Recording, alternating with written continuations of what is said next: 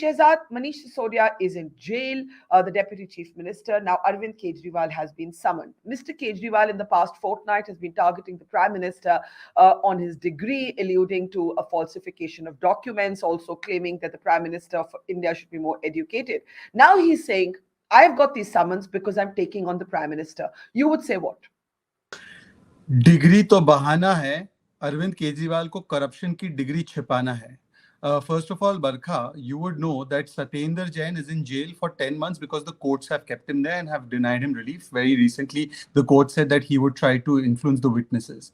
Manish Sisodia has been denied bail, including from the top court. And by the way, Manish Sisodia's last order, let me quote para 44, which is a finding in the High Court, in the court order. And it says that he was the chief architect of the criminal conspiracy of the Sharab Ghotala and that he received 80 to 90 crore rupees as bribe money.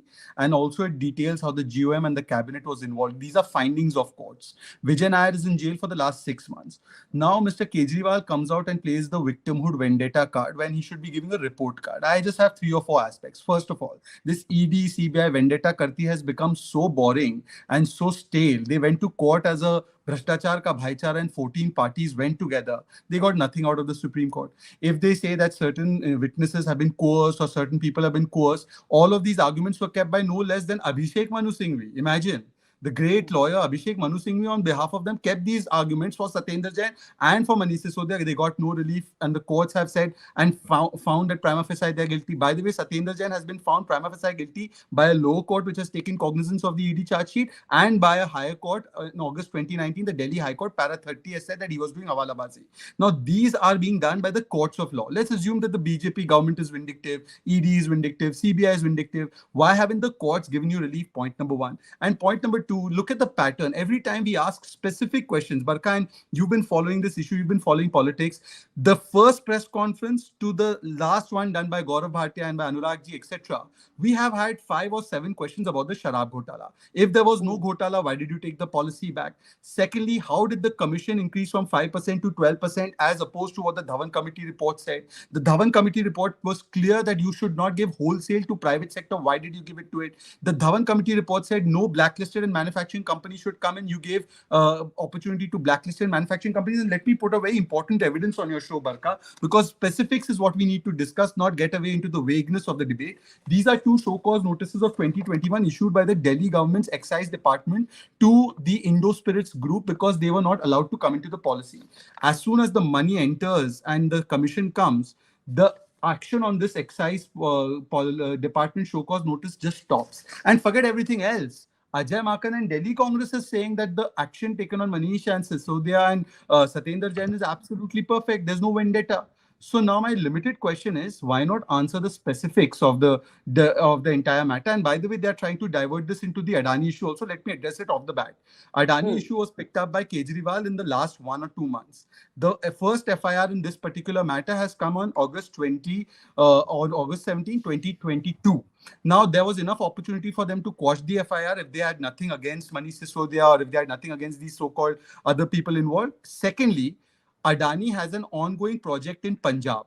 The TMC's official position is we don't want JPC, but we want every state government to order a probe into the Adani projects given by the state. This is TMC's position. Derek O'Brien, 17th March. I asked the Aam Aadmi Party representative, the ongoing project in Punjab, which is a solar power plant project of 150 megawatts or something given in Congress's tenure, but it is still ongoing.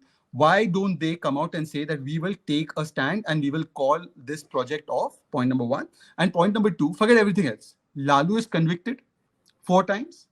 Can the Aam Aadmi Party officially say that Lalu and RJD is a corrupt party? There's no vendetta there. Okay, you've said a lot of things, and the main sort of central point that you're also saying is why have the courts not given relief repeatedly? If this is about political vendetta, the court should respond otherwise. Abhinandita, let's come to the heart of the matter. The CBI and the Enforcement Directorate says that Arvind Kejriwal, as the head of the government, has to take charge for a policy where basically the allegation is that bribes have been paid to your party in exchange for benevolence to liquor vendors. The policy was eventually taken back. If you really believed in the policy, why did you take it back? And how do you respond to these summons? How do you respond to the points made by Shehzad Poonawalla? Yeah, well, whatever Shehzad said just now is obviously not surprising, and also what the CBI and the ED are doing now is not surprising at all. We are prepared for this. We must understand the political context or scenario in which all these specific cases are happening. So, one part is the legality, but of course, we can't lose sight of the political context in which this is happening. And I think that is for everybody to see and understand, and it's sort of exposed. BJP has managed to expose itself by doing such selective vendetta. As far as the liquor policy is concerned, on many channels, including yours, we've all discussed it in great detail. So I don't want to, waste our audience's time and going on the specifics, because every time the BJP spokespersons also come up with new figures and so on. But the limited point there is that the reason why we took it back and we still stand by the policy, it is towards it is a progressive policy. It was a step in the right direction. But the reason why we took it back is because there is a lot of other things that need to be done for the city. Your sitting LG approves the policy, you change the LG overnight, you get another person on board, he orders an inquiry. There is a lot of ghapla, there is a lot between the lines that the people are able to see. Now, we don't want to waste our time or the public's time in this. And it had become impossible for us not only to actually implement this policy properly, but also to, implement many other things Hmm. for the people of Delhi. And that the Delhi government has had to negotiate a lot with the BJP, a lot with the center and the LG to actually get the work done for the people of Delhi. So, there is a limit to how much we can fight, and this was not a priority in that sense. And we do stand by the policy. The same policy has been implemented in Punjab and is giving us good results. And I must repeat that there were problems in the policy in terms of its implementation, and that implementation would not have been possible properly unless and until there was no danda on the officers. Because that was not happening, there were problems faced by the public in that policy. It made sense to withdraw it. Why not? In fact, I think that BJP can learn a lesson or two from us in in withdrawing things, in going back on your word. I don't think it should be criticized, but that's something that How should do be very. you how do you respond to the documentation that Shehzad Poonawala just showed on the screen? Your chief minister has also made big allegations of torture inside prison today. He has accused the agencies of falsifying evidence. He has made a comment saying, "If tomorrow I say I paid 1,000 crores to the prime minister, will you arrest him?" What's actually going on here? The core of the allegation is that basically kickbacks were paid to the Aam Aadmi Party in return for a favorable policy. Right? I'm coming to you, Shazad, in a second. I just want Abhinandita to come in on that quickly. Abhinandita? Right. As far as the documents that Shehzad is presenting or the other BJP spokespersons present as well, look, there can be counters to that, and there will be, that all that will be fought in court.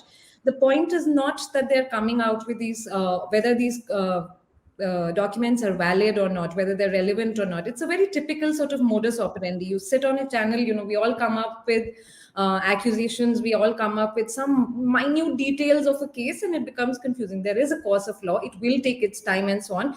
As far as the allegation point is concerned, and obviously we have also had a history of making allegations. were any arrests made were any arrests made on the basis of those allegations? Mr. Kejriwal said an interesting thing today. He said, I make an allegation today. I say that I gave X amount of money, whatever, 17 on the 17th of September, I gave 10,000 crores to Mr. Narendra Modi. Now, will you arrest him?